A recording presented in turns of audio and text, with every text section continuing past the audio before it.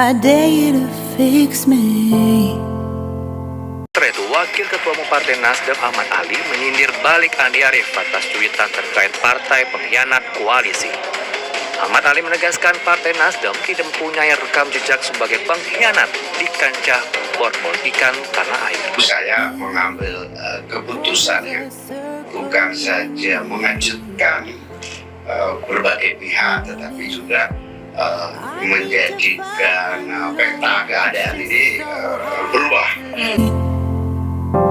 It's never ending. It's only something I can't forget. My heart won't let it rest, but you keep on forgiving. Admit that I'm afraid if I let go of this.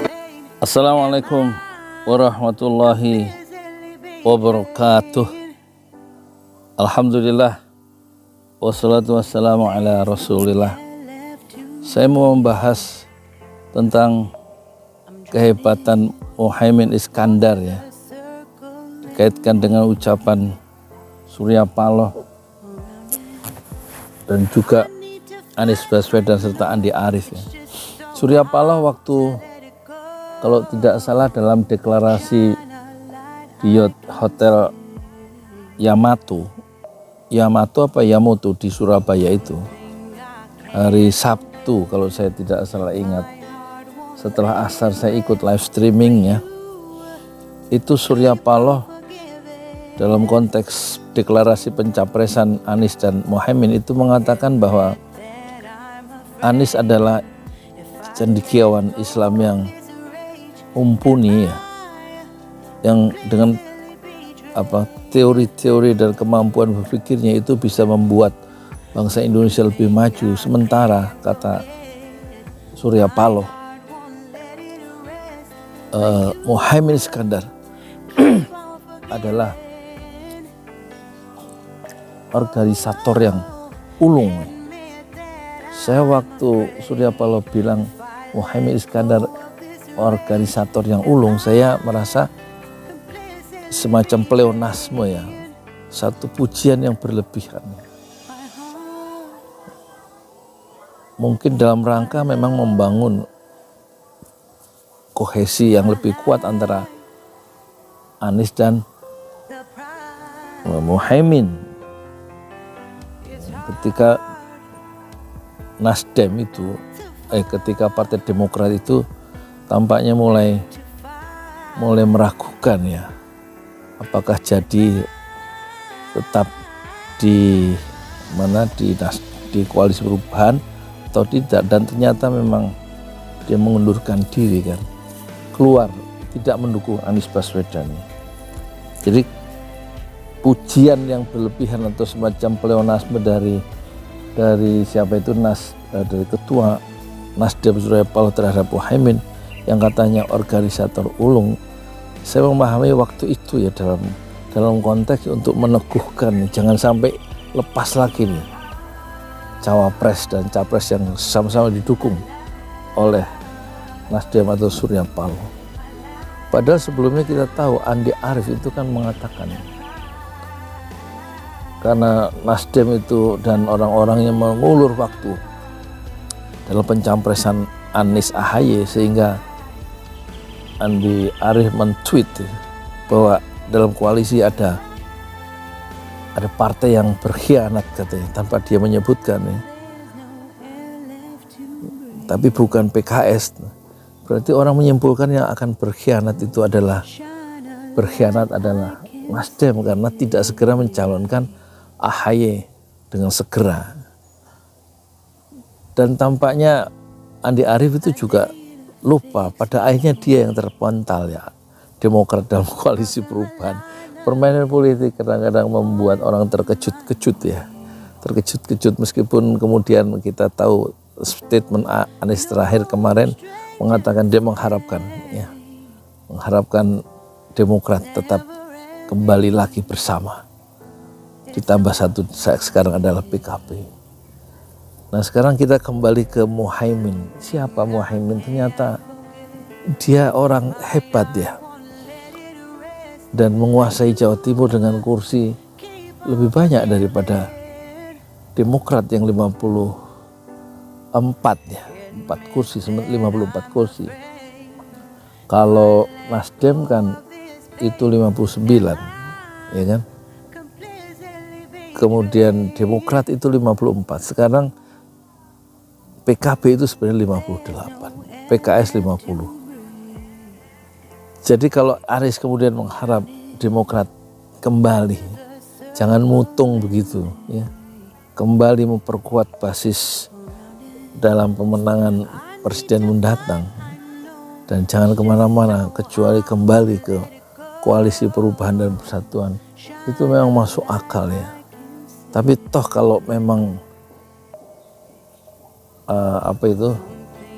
sudah terlanjur patah begitu, tampaknya Demokrat tidak mau bergabung, ya tentu Muhaimin dengan infrastrukturnya sampai ke tingkat desa, yaitu Partai Kebangkitan Bangsa, itu tampaknya cukup untuk memenangkan Anies Baswedan ke depan.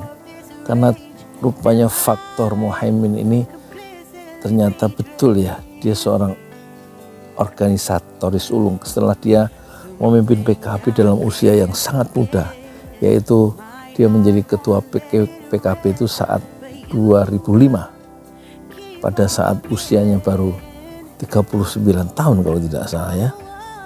Dan dia sekarang memimpin partai Islam selama hampir seperempat abad, dan itu tidak bisa ditandingi kecuali oleh Megawati dengan PDIP-nya. Itu menunjukkan kualitas Muhaimin tidak main-main ya. Setelah dia juga berhasil merebut kepemimpinan PKB dari pamannya sendiri, seorang pemikir dan politikus besar yaitu Abdurrahman Wahid, itu bisa direbut kepemimpinan dari pengaruh Abdurrahman Wahid. Jadi memang dia luar biasa. Muhaimin ini yang akan menjadi basis penentu, salah satu basis yang penting untuk bisa membuat Anies presiden 2024 mendatang ya, karena faktor Muhaimin dan faktor PKB. Dan memang Tuhan itu suka dia membuat kita tercengang juga ya.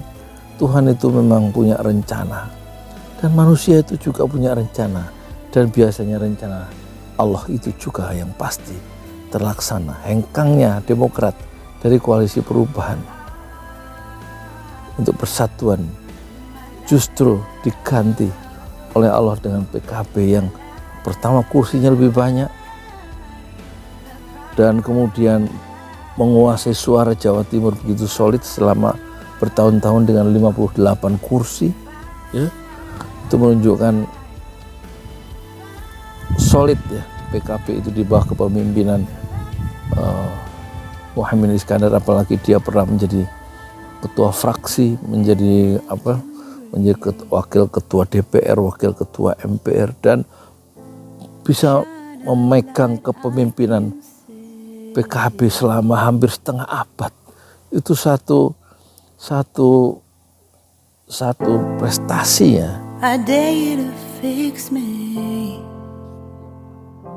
I'm crossing the line again, falling on Dan kita baru mengerti mengapa Surya Paloh mengatakan di Hotel Yamato itu, mengatakan bahwa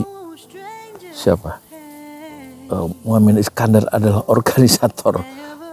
organisatoris ulung ya.